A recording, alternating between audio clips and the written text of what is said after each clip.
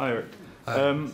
It's a big game tomorrow. Any players going to be back available? And how's Marcus and Johnny Evans after the derby? So that's the good news.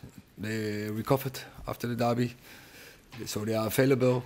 And for the rest, it's the same squad, apart from Omari Fossen. He dropped out. He has an injury. These issues don't really seem to show any signs of decreasing. When are you expecting players back? I mean, someone like Mason Mount, we haven't heard a timescale for a while. Harry Maguire, Aaron Wan-Bissaka, people like that. Mason Mount, I think he's in a good spell now, and he will return shortly. I think after the international break. Is there anybody else set to return? Yeah, for next week.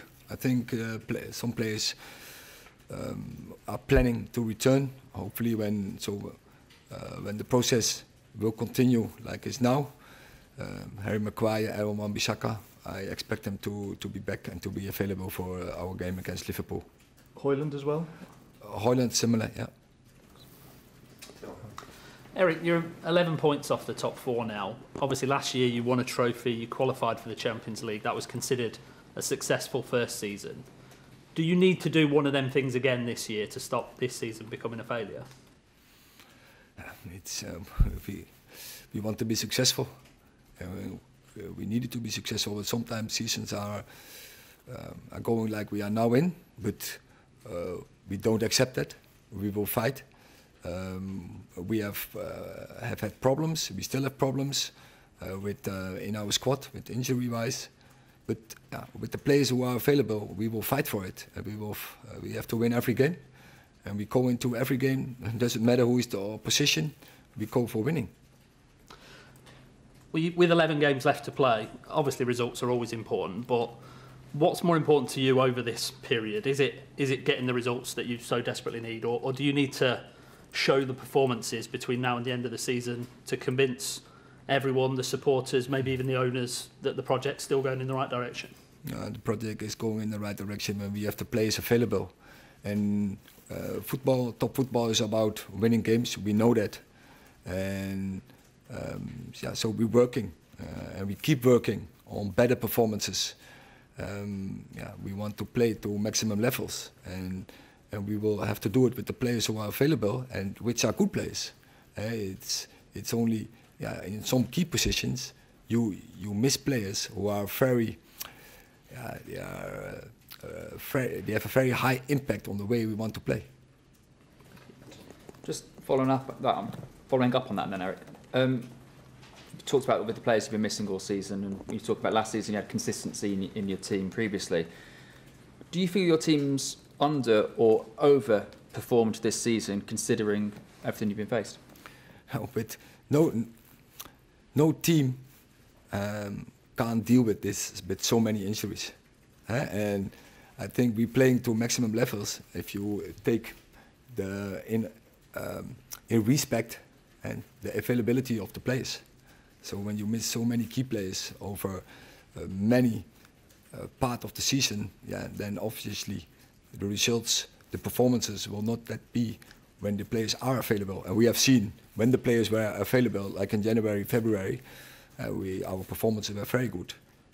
And I think from that moment, when the players were not even fit, they could do even better when they are 100% fit in that moment, but they were not.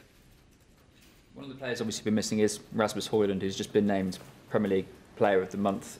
How frustrating is it that he's been out when he was finding great form, and how much have you missed him? Yeah, but a lot. But I have to do it, and we have to do it with the players who are available, and so I will never complain about that. And so we work through this game with the players who are available, and we have to get the best out of it, and that is our aim. Yes. Eric, it's a game against Everton. Sean Dyche has had his own issues with his football club in terms of off the field. On the field, what have you made of them, and what are you expecting? I think it's very clear. You can see really his handwriting. So in the style of playing of Everton, and he has done that very good. On the moment he took over last season, he made them very fit. So it's a very good structure in his team. Yeah, so it's a very good team, and we know what to do to beat them. Last question in this section, Andy. Harry, you won 61 of your first 100 matches at Manchester United. You won a cup. That's a better record than Jurgen Klopp, than Arteta at Arsenal. And I know you don't want to use the injuries as an excuse, but to what extent have they derailed what was a pretty positive trajectory? It tells that we are in the right direction.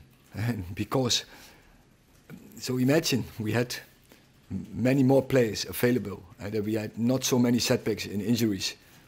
It could have been easily 70 or 75 wins, and that tells the bright future of this team when players are available.